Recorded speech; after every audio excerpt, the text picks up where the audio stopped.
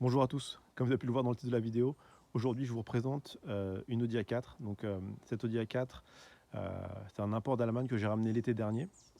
J'ai peu le temps de la présenter, mais en termes de configuration extérieure, ça ressemble à s'y méprendre à la précédente que j'avais. Sauf que là on est passé sur une A4 Quattro, donc en 2 litres TFSI, 252 chevaux, donc 4 roues motrices en boîte auto. Donc vraiment c'est un agrément de conduite qui est complètement différent. Sur le pack extérieur, on est quasiment identique, hein, c'est la même couleur en noir mythique. Pack S-Line extérieur, juste les jantes qui changent et pas mal d'options. En fait, l'idée c'était de passer sur une voiture au-dessus en termes de motorisation, mais également en termes d'options.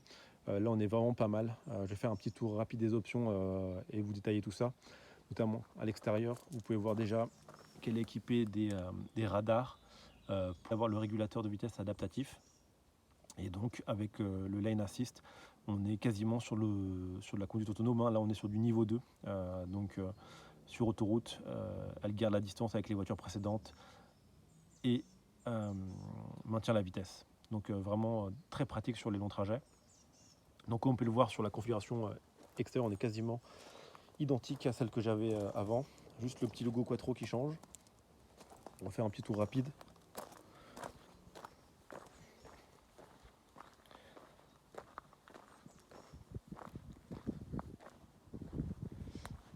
Voilà, en termes de configuration extérieure, il n'y a vraiment aucune différence quasiment, à part les jantes et ces deux petits badges. On va passer aux options. Je vais vous présenter ça de l'intérieur. Celle-là, elle est vraiment bien optionnée. J'avais vraiment toutes les options que je voulais. C'est pour ça que j'ai décidé de passer à une Audi A4 Quattro bien optionnée. Effectivement, le choix était difficile entre une A5, les A6 dernière génération étaient encore un peu chers, donc c'est pour ça que je me suis dit de passer en entretemps sur ce modèle-là. Et on verra pour la prochaine, hein, sachant que je garde les voitures assez peu. Donc déjà en termes d'options, elle est équipée du keyless, donc qui permet d'accéder à la voiture avec la clé confort sans toucher à la clé, et même d'ouvrir le coffre juste d'un geste du pied. Donc c'est vraiment super pratique ça, ces options-là. Donc c'est vraiment en termes de confort très pratique. Là, ça se referme tout seul.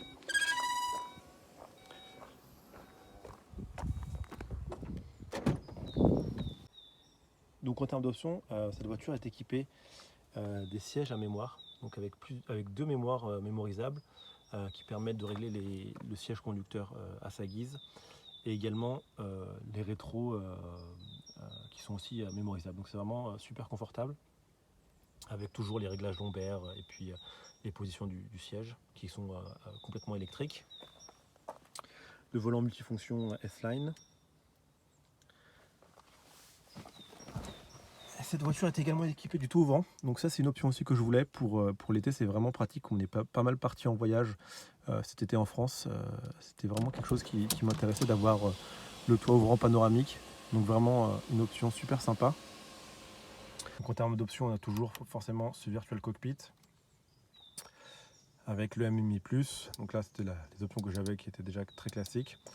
Par rapport au siège, on a du coup avec les sièges à mémoire et réglables électriquement, également la fonction massage qui est vraiment très intéressante pour les longs trajets.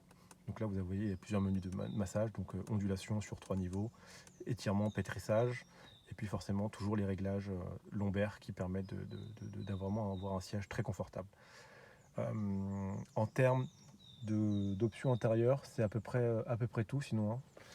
L'intérieur est très proche de celui que j'avais avant. Il y a toujours les sièges chauffants à l'avant, mais il y a également les sièges chauffants à l'arrière. Donc voilà, une voiture qui est vraiment très bien équipée. Avec, comme je le disais tout à l'heure, l'option de réglage de distance, donc avec le régulateur de vitesse adaptatif là qu'on peut activer et désactiver dans le menu. Donc là on va passer dans les options. Et vous voyez donc là sur les aides à la conduite, on a bien le lane assist et ce qu'on appelle l'ACC pour maintenir la vitesse et la distance avec les véhicules précédents. On fera tout à l'heure une petite démonstration sur route des aides à la conduite pour voir ce que ça donne. Elle est également équipée de l'affichage tête haute, donc je ne sais pas si on voit l'affichage tête haute là. Cette voiture est équipée du coup de cet équipement, donc il est vraiment très intéressant. Et puis c'est à peu près tout, donc on va passer à l'essai routier pour vous présenter un peu l'agrément de conduite de cette voiture.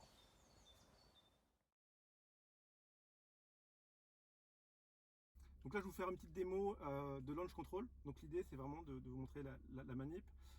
Donc bien évidemment il faut passer en mode dynamique. Donc là on passe en mode dynamique, moi j'étais en dynamique déjà. On passe la boîte de vitesse en mode sport. Donc là il faut bien qu'il y ait le S de sport. Traction control off. Ensuite on va appuyer sur le frein à fond ainsi que sur l'accélérateur et relâcher.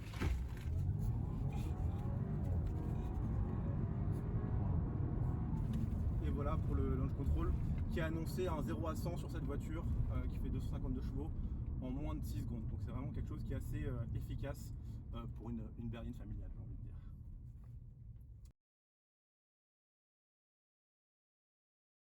Comme je le disais tout à l'heure, cette voiture est équipée de différentes aides, donc le régulateur adaptatif et le maintien de la voie. Donc là je vais mettre le maintien de vitesse à 130, ce qui fait que la voiture va rouler automatiquement à 130 et maintenir la distance avec la voiture précédente et le maintien dans la voie. Donc on est sur une conduite de niveau autonome de niveau 2, donc ça veut dire que là la voiture va suivre sa voie à 130 et maintenir la distance de façon autonome avec le véhicule précédent. Donc c'est vraiment une conduite qui est vraiment super confortable sur trajet, sur autoroute et sur longue distance. Du coup cette voiture, grâce au régulateur adaptatif et au maintien de la voie, est également équipée du système assistant embouteillage, donc qui permet dans les embouteillages là d'activer la conduite autonome de niveau 2, et donc la voiture va maintenir une distance entre la voiture précédente et notre voiture et maintenir la vitesse et la voie. Donc là c'est vraiment une conduite quasi autonome dans les bouchons, ce qui permet vraiment d'être là main et pied quasiment sans rien faire, juste de toucher le volant de temps en temps et voilà, vraiment de pouvoir conduire de façon sereine dans les embouteillages.